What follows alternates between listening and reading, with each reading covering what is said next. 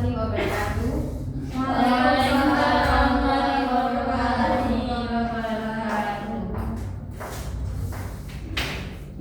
Apa kabar hari ini anak-anak? Baik Ibu. Sehat? Sehat. Sudah makan? Belum. Silakan pimpin doa sampai ketua kelas di kelas ini. Betul Ibu. Ya silakan. Baik, berdoa mulai. Doa selesai. Ibu absen dulu ya. Ya Bu. Yang pertama, Pahira, Yulia, Putri, Hadir Bu.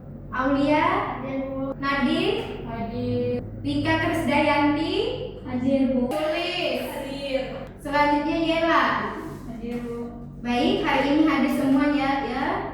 Ya Bu. Mari kita mulai pelajaran kita hari ini, yaitu kita akan membahas sekaligus dua materi. Yang pertama yaitu teks deskripsi dan teks narasi. Baik, kita mulai saja. Assalamualaikum warahmatullahi wabarakatuh. Waalaikumsalam warahmatullahi wabarakatuh. Baik, kalian tahu apa itu teks deskripsi? Tidak indah. Deskripsi itu adalah teks yang menggambarkan suatu objek tempat seperti orang atau peristiwa secara terperinci, sehingga pembaca itu seolah-olah melihat atau merasakan atau yang kita sering mengalaminya sendiri. Yang digambarkan yaitu tujuannya yaitu memperoleh gambaran yang jelas dan nyata mengenai objek yang diuraikan. Baik, objek yang akan dideskripsikan yaitu berupa tempat, orang, hewan, atau benda atau tempat yang kalian pengen kunjungi. Nah, itu. Oh, berarti contohnya tuh ya Bu, kayak kita berlibur di pantai Parangtritis. Nah sekali. Yaitu dalam teks deskripsi itu yaitu menggunakan panca indera yang untuk memperjelas gambaran objek. Nah, seperti yaitu kalau penglihatan kita itu seperti melihat objek tersebut seperti warna, bentuk, ukuran. Nah, yang kedua itu pendengaran kita tuh, nah, seperti suara, bunyi. Nah, yang ketiga itu penciuman atau aroma bau. Yang ketiga itu peraba. Kalian tahu apa peraba? Bukan meraba-raba ya. Peraba itu merasa kasar halusnya, tidak yang kita rasakan ya. Bukan meraba-raba ya. Salah makna ya. Nah, yang terakhir itu perasa, bukan rasa. Kalian tahu apa itu ciri-ciri teks deskripsi? Tidak tahu. Nah, ciri-ciri desa dalam penggambaran objek melibatkan panca indera, penulis menggunakan kesan penglihatan, yaitu pendengar atau penciumannya. Seperti contohnya dalam teks itu aroma laut terasa sangat khas.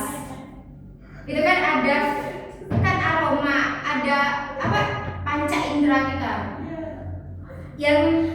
Yang ketiga itu membuat pembaca itu seolah-olah merasakan langsung, atau pembaca itu dapat membayangkan objek dengan jelas. Nah, yang keempat itu menggunakan kalimat yang hidup. Maksudnya kalimat yang hidup itu yaitu bahasa yang digunakan yang menarik dan tidak kaku, itu. Nah, yang kelima yaitu kata-kata yang dipilih itu jelas dan nyata. Sampai di sini ada yang belum paham? Baik, kita lanjut lagi materi yang selanjutnya yaitu struktur teks deskripsi. Baik, struktur teks deskripsi itu ada 3 bagian ya. Yang pertama yaitu identifikasi, yaitu perkenalan objek atau nama, lokasi, gambaran umumnya. Seperti kata kuncinya itu dalam sebuah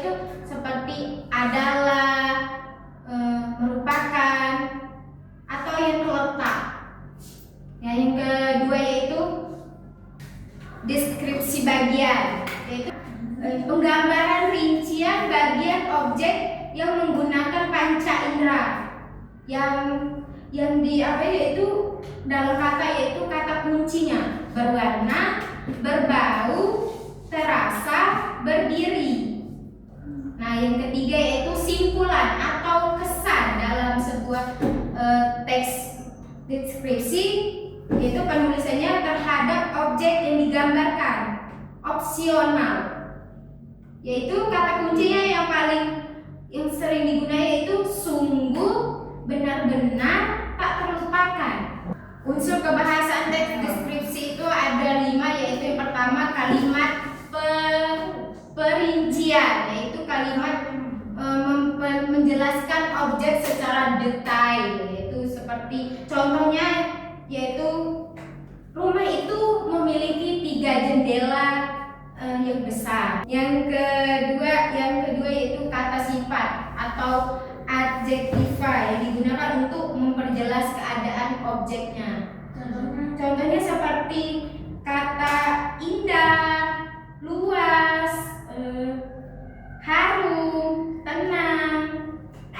Nah, yang ketiga yaitu kata kerja, yaitu menunjukkan tindakan atau keadaan fisiknya. Yang kelima yaitu majas atau gaya bahasanya yang digunakan lebih menarik. Apa kalian sudah paham tentang teks deskripsi itu secara singkat? Baik, kita lanjut. Baik, kita selanjutnya yaitu apa itu teks narasi. Apa kalian tahu apa itu teks narasi? Tidak. Apa kalian belum pernah dengar apa itu teks narasi? Pernah dengar tapi tidak tahu artinya, Ibu. Oh, baik. Teks narasi itu adalah teks yang menceritakan suatu peristiwa atau rangkaian peristiwa secara berurutan berdasarkan waktu, tujuan, waktu kronologisnya yang terjadi di dalam sebuah cerita. Nah, yang narasi ini bagi pembaca yaitu menghibur, menyampaikan pesan moral, memberikan pengalaman kepada sang pembaca. Baiklah anak-anak, sepertinya kalian sudah bosan mendengar penjelasan dari Ibu. Mari kita ice breaking dulu. Cluenya yaitu pagi 1 kali, tepuknya 1 kali.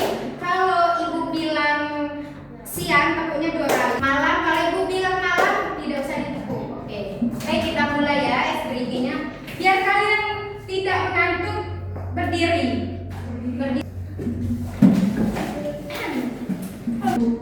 Baik, kita mulai. Tepuk siang. Tepuk malam. Ada fokus. Kan Ibu bilangnya kalau malam tidak usah ditepuk. Ya maju. Dika sama Pangeran maju. Dan duduk. Oke. Hukumannya adalah menyanyi. Salah kalian mau nyanyi apa? 1, 2, 3, kicau. Kan? Udah ngatur lagi kan? Mari kita lanjut lagi ya materi kita. Nah, baik, kita lanjut yaitu struktur teks narasi. Teks narasi ada berapa strukturnya? Oke. Teks narasi itu ada 5. Yang pertama yaitu orientasi. Pengenalan. Oh ya. Orientasi apa Lika? Pengenalan, Ibu. Pengenalan apa? Objek. Pengenalan objek, suatu tempat, peristiwa, tokoh. Nah, benar. Yaitu ya, orientasi itu adalah pengenalan tokoh, latar belakang, dan situasi awal cerita.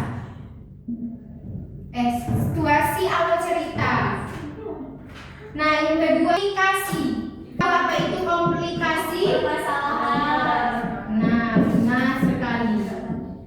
Komplikasi adalah permasalahan ya yang terjadi di dalam sebuah. Yang ketiga yaitu klimaks.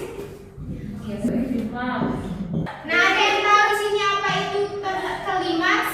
Tidak, Ibu. Nah, klimaks itu adalah puncak atau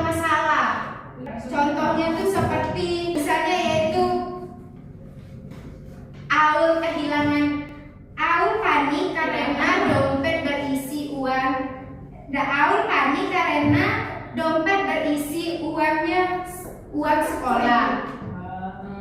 Nah itu kan permasalahan. Nah yang keempat yaitu ya resolusi. Ada yang tahu di sini apa itu resolusi? Nah benar, yaitu resolusi itu ya seperti konflik atau masalah, seperti konflik itu mereda masalah atau menemukan jalan keluar dari sebuah masalah tersebut. Nah contohnya tuh teksnya tuh seperti seorang pedagang menemukan dompet itu. Nah kan itu ada solusinya ya.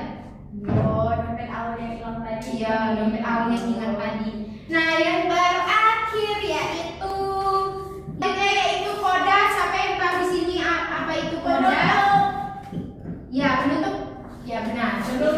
Penutup atau pesan moral yang terkandung atau amanat yang dapat kita petik dari sebuah cerita. Nah ya contohnya itu seperti kita harus hati-hati menjaga barang kita dalam kalimat kata, dalam kalimat ya sih. Di sini apakah sudah paham dari penjelasan Ibu? Kalau yang tidak paham boleh bertanya. Sudah Bu. Baiklah. Nah, kalian tahu apa itu perbedaan teks deskripsi dengan narasi? Perbedaannya? Apa perbedaan teks deskripsi dan narasi ini? Siapa yang tahu di sini? Boleh jawab. Sama Ibu tadi sudah menjelaskan apa itu teks deskripsi, narasi. Nah, jadi Ibu mau tanya di sini siapa yang tahu perbedaan teks deskripsi dan narasi? Yang tahu tunjuk tangan. Saya Bu. Oke, Putri silakan. Kalau teks deskripsi itu menggambarkan suatu objek, sedangkan teks narasi itu menggambarkan peristiwa. Ya benar. Ya, aku juga kayak gitu Bu jawabannya. Siapa lagi yang mau menambahkan? Saya. Oh, silakan Yulia. Kalau deskripsi itu fokus pada rincian objek, Ya. sedangkan teks narasi fokus pada alur cerita. Nah, ya benar semua. Siapa lagi mau menambahkan? Tidak Bu. Tidak cukup ya. Oke, sepertinya kalian sudah paham kan? Berarti Ibu ada kasih tugas ya. Tugasnya yaitu yang contohnya sudah Ibu kirim tadi ya ke grup. Nah seperti itulah kalian. Ibu suruh bikin sebuah cerita tentang teks deskripsi dan narasi. Nah kalian buat cerita yang kalian buat aja. Terus kalian tandai mana yang itu dari teks deskripsi itu, dari strukturnya yang Ibu jelaskan tadi. Paham? Nah minggu depan kita bahas. Tugasnya ini kelompok ya, Ibu bagi kelompoknya ada 2 kelompok. Ini kelompok Putri kelompok pertama, kelompok 2 Aul. Dan kawan-kawan ya. Baik. Ada pertanyaan kalau kurang jelas mungkin tugas dari Ibu. Jadi teksnya itu Bu, 2 teks atau pilih salah satu saja? Pilih antara salah satu baik. Salah satu baik ya. Ya Bu. Nanti hasilnya kalian diskusikan ke depan. Baik. Mungkin itu saja materi hari ini. Ibu mohon maaf apabila ada salah kata dalam materi hari ini atau mungkin tersinggung. Ibu mohon maaf, Ibu hanya manusia biasa.